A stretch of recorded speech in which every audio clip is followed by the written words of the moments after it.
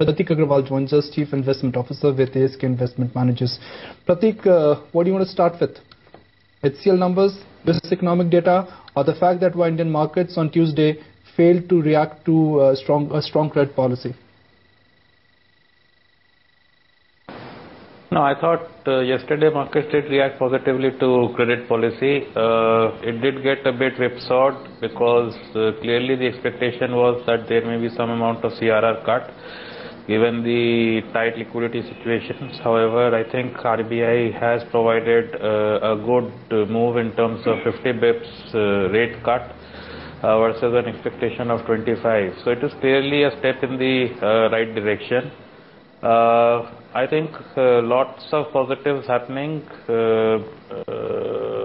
Yes, Infosys results did disappoint and they did raise a specter of lower growth for the sector. But after that, we have seen two companies deliver their results and both were in line or better than expectations. So it seems to be a one company issue rather than a sector issue. Pratik, after a 50 basis rate cut, which is one rate sensitive group you would like to load? Banks, autos, or real estate? Well, my bet would be on autos. While the companies may not be levered, the purchasers, the buyers are using leverage to buy vehicles, both two-wheelers and four-wheelers, more so four-wheelers and even more commercial vehicles. So that would be my bet. It's any which ways a part of the sector is showing great momentum in terms of month-on-month numbers. So while there may be some amount of sluggishness in a part of CV market, but other spaces are doing quite well. Real estate, yes, it ought to benefit. However, if you see real estate stock prices, they have been kind of constant over the past 1 year, trading in a very narrow band for the better real estate companies. While clearly the fundamentals in terms of new house sales and registrations, etc., have gone down quite sharply. So yes, rate cuts would help things on the margin. Business fundamentals may improve, but stock prices are not clearly pricing in the worst, or did not price in the worst last year. So there is a bit of expectation built into it already. Financials, I think they will benefit not from rate cut, but because of lower NPA hangover. So we had debated this earlier on your channel that if the lending rates go down by 50 bips, the expectations on NPAs will reduce quite considerably for the first quarter of next year.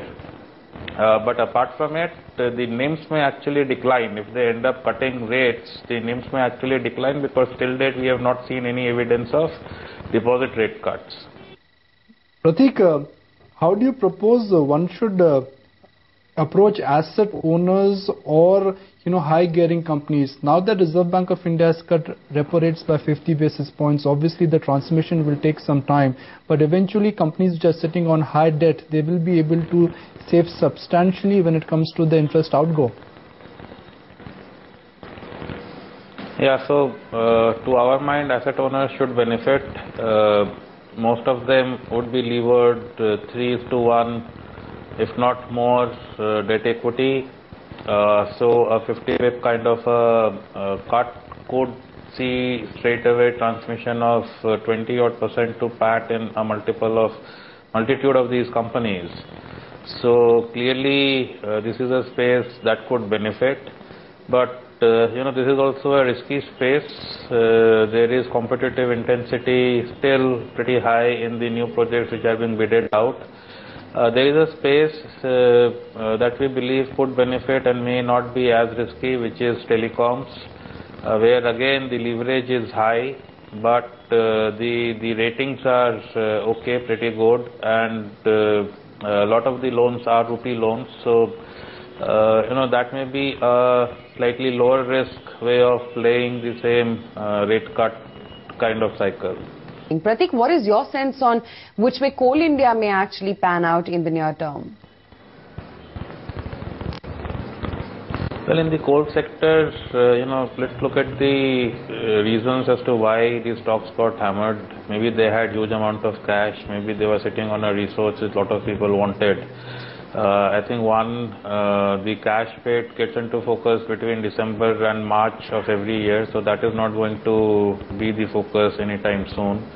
The allocation of coal itself has been resolved. The threat which was there in terms of what kind of penalties there may be if there is a short supply has been resolved to investors' liking. So those are the positives. I think the key thing which is a hangover on this space is the fact that there would be a mining tax.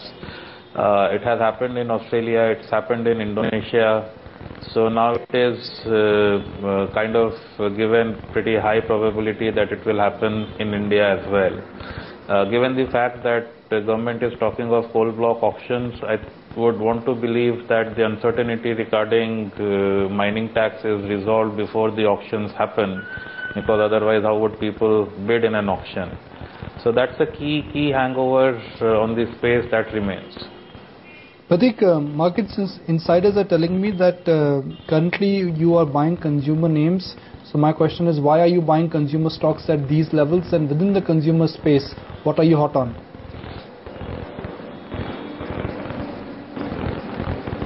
No, I don't know which market insiders you are talking to, but... Well, my sources okay. are never wrong, Pratik. You know that we have a common source. Yeah. So we are still positive on the consumer space. Just look at the large cap names. The stocks have compounded, yes, but so have profits. So which is our case, that a part of the portfolio needs to be in that space. It's an annuity kind of business, does not get impacted by the environment any which way. There are no regulatory overhangs. So pharma is a good space, but there are a lot of regulatory overhangs. And in the consumer space, like I said, the stock price uptake has kind of been matched by profit uptake. So that is what makes us keep our faith in this space. But just to make things clear, we are in line with the index. We are not overweight this space. Pratik, I just want to get your thoughts on IGL as well. After the PNGRB blow, there's news out this morning that perhaps SEBI now may be probing, insider trading in this particular stock. From 229, do you think there could be a significant damage which could be in the pipeline for this one? No, if there has been any insider trading, etc., that's a separate thing. That may or may not hurt the stock. At this price, to our mind, the stock is building in degrowth in earnings, not any growth in earnings. So yes, we do understand there is a recommendation by PNGRB. There is merit to that recommendation. They have given that order for Delhi Circle, but the fact of the matter is that the company may have invested into other circles where they are not making money. So as a policy, do you tighten so much that the growth of the company goes down, and the objective that may be there for NCR region is hence not fulfilled. So that is point number one. Point number two is, this is something which I haven't seen anybody focus on. One, gas is a scarce resource. Two, it is being made available cheaper than other competing fuels. Three, everybody who has been getting gas is pricing their products at market-related prices. So the cabby guy, the household owner who converted their vehicles actually had a payback of less than a year for their conversion charges versus the other fuels they were using. The small industries which were using gas actually benefited in terms of profitability. So is the regulator saying that the company made huge amount of profit and they should give away all the profit to the guys who have already benefited so much? And to our mind, and we can check history, people were actually using, falling into line, queuing up to get gas at those kind of prices. So, it's one thing to say that the entity is regulated, the other thing as to how much the actual buyers, the consumers have already benefited. So our sense is, the